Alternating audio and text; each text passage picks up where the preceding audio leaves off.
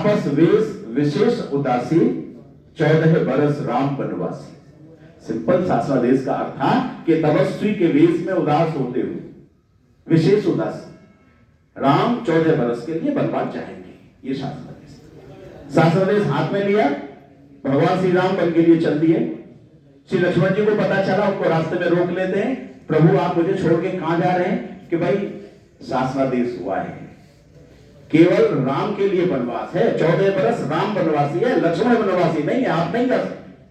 उन्होंने जरा दिखाओ, में पढ़ के तो देखो।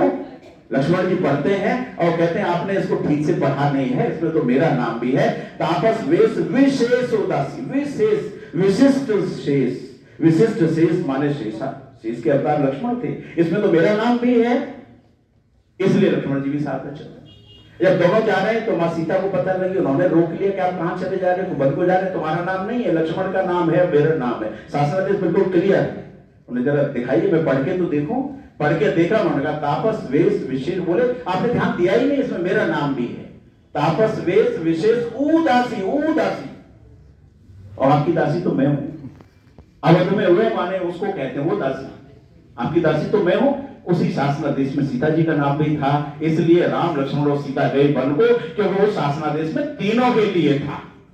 ये होता है भाषा का चमत्कार जो हमारी हिंदी भाषा में। एक और आप देखेंगे हनुमान चालीसा में आता है, जो सहस्त्र योजन पर भानु लीलोता है मधुर फल जान। जरा कैलकुलेशन करिए भाई, विज्ञान वाले, आप कागज पेन लेके बैठ जाइए, अभी कैलकुलेशन कीजिए। पहले तो मैं ये बता दूं कि पृथ्वी और सूर्य के जो बीच की दूरी है वो वैज्ञानिकों ने क्या निकाली है? वैज्ञानिकों ने निकाली है 1.51 × 10⁻11 मीटर्स, या 1.51 × 10⁸ किलोमीटर्स, ये निकाली। इसको 1 एस्ट्रोनॉमिकल यूनिट भी कहते हैं, 1 AU भी कहते हैं। किसी तारे की दूरी बताते हैं, आप AU की दूरी पर है, हमारे AU यूनिट है।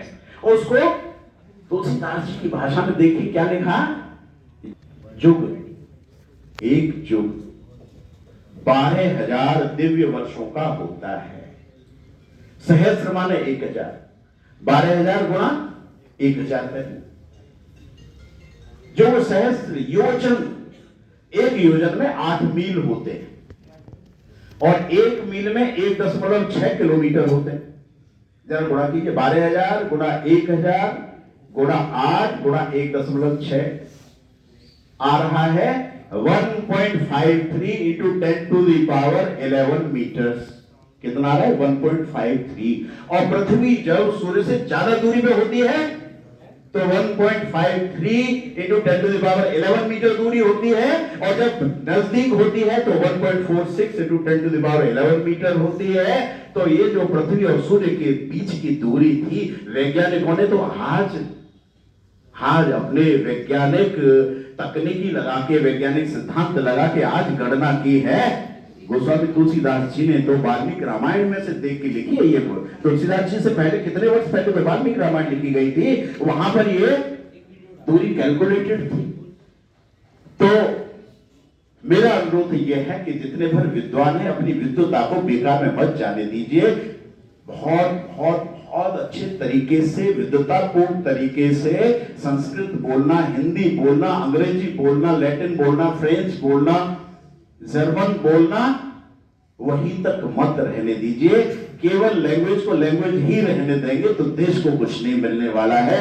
लैंग्वेज केवल विचार विनिमय के लिए है, कम्युनिकेशन के लिए, लेकिन उस लैंग्वेज में लिखे हुए ग्रंथों में छुपे हुए तथ्यों को इजाद करना, उन तथ्यों में से इन्फेरेंसेस निकालना, उन तथ्यों में से परिणाम निकालना और आने वाली संततियों को उस ज्ञान को प्रदान करना, जिससे कि आने वाले समय में हमारे भविष्य को लाभ मिले, हमारे देश को लाभ मिले, आने वाली पीढ़ियों को लाभ मिले। इस तरीके के कार्य किए जाने की मैं आप सभी से अपेक्षा करता हूं। यहाँ पर भाषा के बड़े बड़े विद्वान उपस्थित हैं।